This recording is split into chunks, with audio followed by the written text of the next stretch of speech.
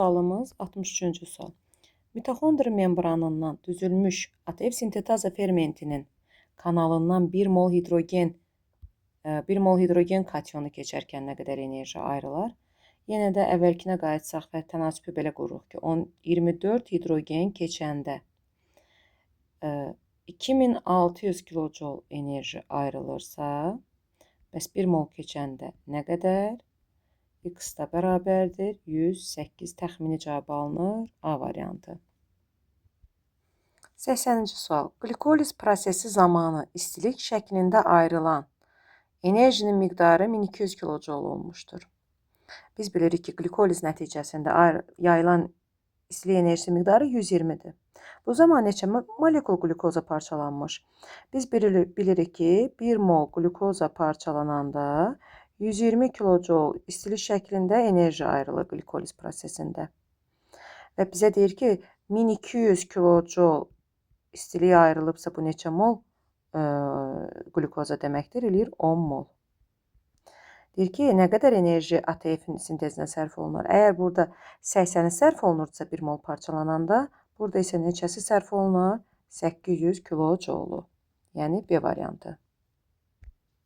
126-cı sual. Glukozanın oksigenli parçalanması zamanı ATF sintezinə 11520 kilojol enerji sərf olunub.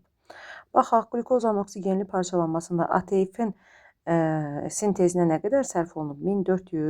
1440 kilojol enerji sərf olunubdur. Bu zaman neçə mol glukoza parçalanmış? Bilirik ki, 2 mol süd turşusunu yığsaq 1 molekul glukoza deməkdir. Deməli, 1 molekula glukoza parçalananda 1440 ATF-ə sərf olunubsa, bəs 11520 kilojol enerji neçə mol glukozanın parçalanması nəticəsində əmələ gəlibdir? X da bərabərdir 8 mol glukoza. Demək, glukozanın molunu tapdıq. Sonra bizə deyir ki, cəmi neçə mol ATF əmələ gəlmişdir?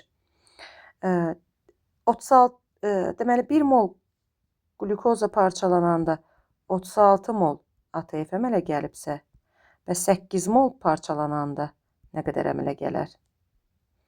X da bərabərdir 2288 ATF. Yəni D variantı. 127-ci sualda deyir ki, uşaq biz quyruğunun əzələ fəaliyyətinə. Və yadımıza salırıq ki, burada da yetkin askarit deyir 128-də. Ümumiyyətcə, uşaq biz quyruğu yetkin askarit insanın bağırsağında yaşayan parazit qurdlardır və onlar anaerob mühitdə yaşayırlar.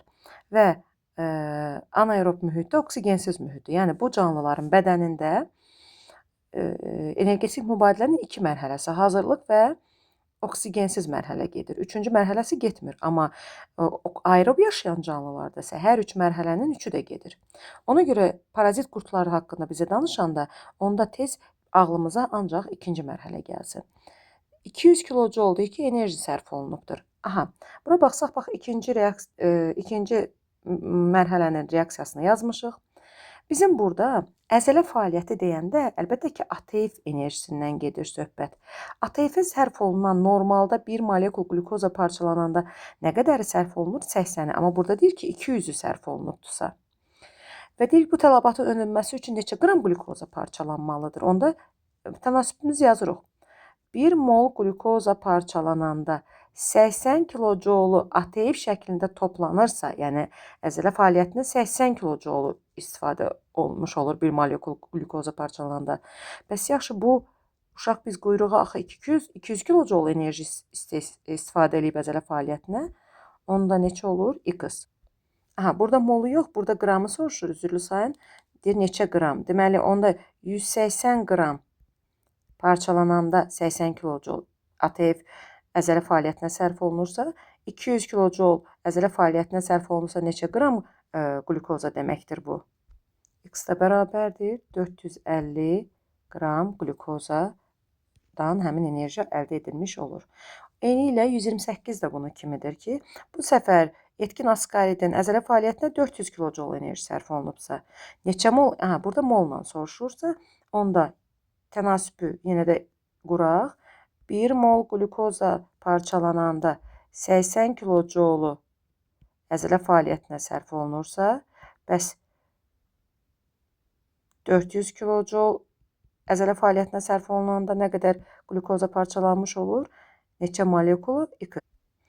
X də bərabərdir. 400 bölünsün 80-ə eləyir 5 mol. C variantı. Növbəti sualımız 168-ci. Deyir ki, karbohidratların energetik mübadilənin ikinci mərhələsi. İkinci mərhələsi yəni hansı mərhələsi?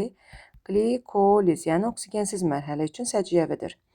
Prosesdə oksigen iştirak etmir? Bəli, iştirak etmir. Mitoxondriyada baş verir? Xeyr, sitoplazmada baş verir. 1 molekul qlukozdan parçalanmasına 36 mol ATF əmələ gəlir? Xeyr, 2 molekul ATF əmələ gəlir. Səhvdir. Hazırlıq mərhələsi adlanır? Xeyr, hazırlıq mərhələsi bundan əvvəlki mərhələdir. Glikoliz adlanır? Bəli. Sitoplazmada baş verir? Bəli. Səciyyəvi olanlar sonra